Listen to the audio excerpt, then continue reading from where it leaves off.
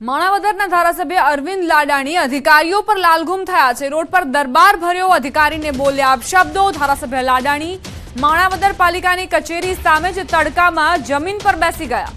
Road પર જનતા દરબાર યોજતા જનતાએ પણ પોતાની વ્યથા ઠાલવી, જે બાદ અધિકારીઓ પર લાડાણી વરસ્યા હતા। સાથે જ પ્રી મોન્સૂન કામગીરી અને પાલિકાના ભંગાર અને ભ્રષ્ટાચારના આક્ષેપો કર્યા। કોઈ અધિકારી હાજર ન રહેતા ધારાસભ્ય લાલઘુમ થઈ ગયા। તાજેતરમાં કોંગ્રેસમાંથી ભાજપમાં આવેલા લાડાણી માણાવદર પેટા ચૂંટણીમાં ધારાસભ્ય પદે ચૂંટાયા છે।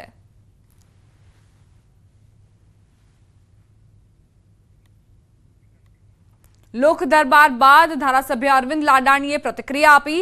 સાથે જ પાલિકા વહીવટદાર અને મામલતદારના નામજોગ ભ્રષ્ટાચારના આક્ષેપ કર્યા। સાથે જ કહ્યું ચીફ ઓફિસરે 24મી સુધીમાં કામ પૂર્ણ કરવાની બાંહેધરી આપી છે। જો 24મી સુધી કામ નહીં થાય તો આંદોલનની ચીમકી પણ ધારાસભ્યએ ઉચ્ચારી। તમે નહોતા, તમારો કાકાનો બાપાનો દીકરો કે ઓલો એક પેટનો કોક જોશી હતો, બરોબર છે, હતો તો તમારો અધિકારી પૂર્વ અધિકારી, એમાં હું તમને નથી કહેતો, હું લાગે જ કહું છું। આ બધા ઈ વખતનો આજનો વહીવટદાર ને મામલતદાર, ઈ ચીફ ઓફિસર જે હતી હતો, દારૂડિયો હતો, જોશી હતો, એ બધા મિલીભગત ત્યાં કરેલું છે। 5 રૂપિયા પોસ્ટી લોખંડ અને મોટરનો જે શું કહેવાય કોપરનો વાયર હોય એ 5 રૂપિયા વેચો। ચીફ ઓફિસરને પૂછ્યું તેને જણાવ્યું કે ભાઈ ચૂંટણીની આચાર સંહિતાના મુદ્દાને હિસાબે અમે આ કામગીરી વહેલી ચાલુ કરી શક્યા નથી। ખરેખર આમાં આચાર સંહિતા કે લાગુ જ પડી નથી। આ ચીફ ઓફિસરશ્રીએ ખોટો જવાબ આપેલ છે અને અમારી આજના લોક દરબારમાં માણાવદરના મામલતદાર જે નગરપાલિકાના વહીવટદાર છે તે પણ આજે રિયલ નથી। આ પણ એક આયા ખૂબ મોટો ભ્રષ્ટાચારનો જેની ઉપર આક્ષેપ છે એવા અમારા મામલતદાર શ્રી માણાવદરનો વહીવટદાર છે। અગાઉ પણ આને જ્યારે અગાઉના ચીફ ઓફિસર હતા તેમને માણાવદરની નગરપાલિકાનો જે ભંગાર વેચેલ છે એમાં લોકમુખ એવી ચર્ચા થઈ છે કે આ વહીવટદાર શ્રીએ પણ આમાંથી એક ટ્રેક્ટર લઈ લીધેલ છે અને પોતાની વાડીએ આપેલ છે એવી માણાવદરની જનતા ચર્ચાના ચકડોળે વાતો કરે છે। આ પ્રી મોન્સૂન કામગીરી બાબતે ચીફ ઓફિસરે અમને 24 તારીખની મુદત આપી। 24 તારીખ એની, 25 તારીખ અમારી। 24 તારીખ સુધીમાં કામગીરી નહીં કરે તો માણાવદરની પ્રજાને સાથે રાખી અને અમે 25 તારીખે કોઈ પણ પ્રકારનું આંદોલન કરશું। અમદાવાદથી સમાચાર। ચોમાસાની શરૂઆતમાં જ ભૂવો પડ્યો। વસ્ત્રાલમાં રામદેવનગર પાસે ભૂવો પડ્યો। ભારે વરસાદની શરૂઆત પહેલા જ આ પ્રકારની સ્થિતિ સર્જાઈ છે। મહાદેવનગર પોલીસ ચોકી પાસે ભૂવા પડવાથી પોલીસ ચોકીમાં આવવા જવાનો રસ્તો બંધ થયો છે।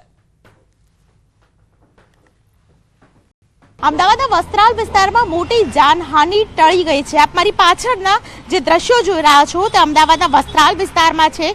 અચાનક જ સાંજના સમયે અહીં ભૂવો પડ્યો અને તેને કારણે મોટી જાનહાનિ ટળી ગઈ।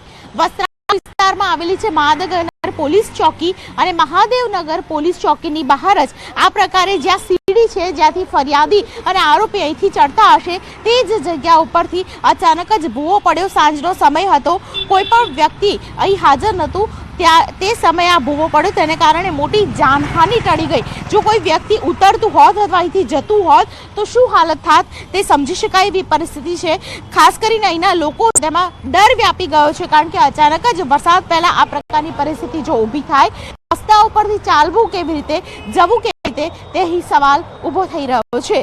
કેમેરામેન હિરેન શાહ સાથે દીપિકા ખુમાણ, ન્યૂઝ 18 ગુજરાતી, અમદાવાદ। રાજકોટના પડધરીના સરબદડ ગામનો પુલ બેસી ગયો। રાજકોટ પંથકમાં પાછલા 2 દિવસથી વરસાદી માહોલ જામ્યો છે। સતત વરસાદ વરસી રહ્યો છે તેવામાં પડધરીના સરબદડ ગામનો પુલ અચાનક બેસી ગયો। નદીમાં વરસાદી પાણીનો પ્રવાહ છે।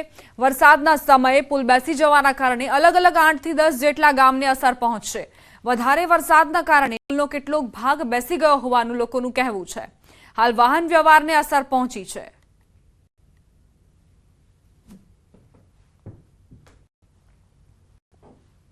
કાલે જાદુ પાણી વરસાદ પડી ગયો એટલે ઉપર ત્યાં જૂનો ડેમેજ પુલ હતો એ હેઠો બેસી ગયો। આ નદી દેખાય જૂનો પુલ છે એની માથે ટ્રાફિક એવડો છે ને એની માથે પાણી પડે ઉપર જ ચડી જાય। 2 મીટરની ઉપર અમારી માંગણી છે। 2 મીટર ઉતોલ્યો એની ગ્રીલ કરો, ગ્રીલ કરવાની જરૂર છે। કોઈ માણસ નીચે વયો જાય મોકલ દેવાનો। જૂનો પુલ છે, વર્ષો જૂનો પુલ છે, આને અત્યારે રિપેરિંગ કા ડિમોલેશન કરવાની જરૂરિયાત ખરેખર છે। આ 20 એકર જોડતો પુલ છે। વાહનો કે માણસોથી હલનચલન થાય એવું નથી. તાત્કાલિક ધોરણે કાં ડિમોલિશન કરો કાં નવો બનાવો. તો સરબદળ ગામનો આ પુલનો આ ભાગ જે તૂટ્યો છે, નીચે બેસી ગયો છે, જેના કારણે લોકોને પરેશાનીનો સામનો કરવો પડી રહ્યો છે.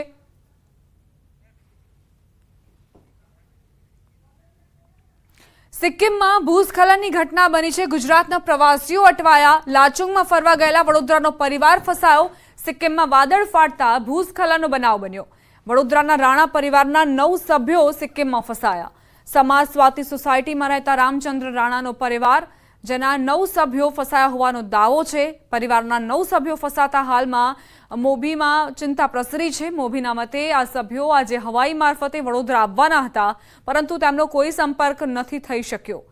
7મી જૂને પાર્થ ટ્રાવેલ્સમાં પરિવારના સભ્યો સિક્કિમ ફરવા ગયા હતા, જેમાં રામચંદ્ર રાણાના 2 મોટા બહેન, નાનો ભાઈ અને તેમનો પરિવાર છે. હાલમાં પરિવારના મોભી સરકાર પાસે મદદની ગુહાર લગાવી રહ્યા છે. 7 દિવસ પહેલા 7 તારીખના અમારા પરિવારના લોકો ગયા છે અને ટોટલ 9 જણ અમારા પરિવારના સિક્કિમ લાચુંગમાં ફરવા ગયા છે.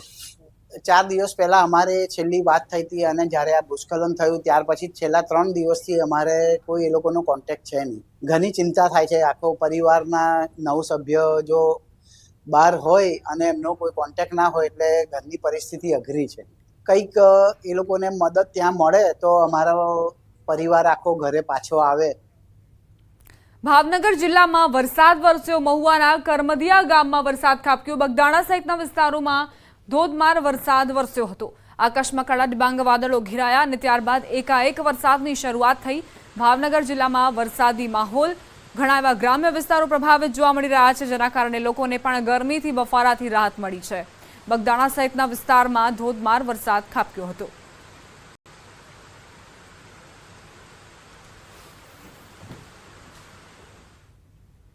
બુલેટિનમાં રોકાઈશું એક નાનકડા વિરામ માટે. આપ જોતા રહો ન્યૂઝ 18 ગુજરાતી.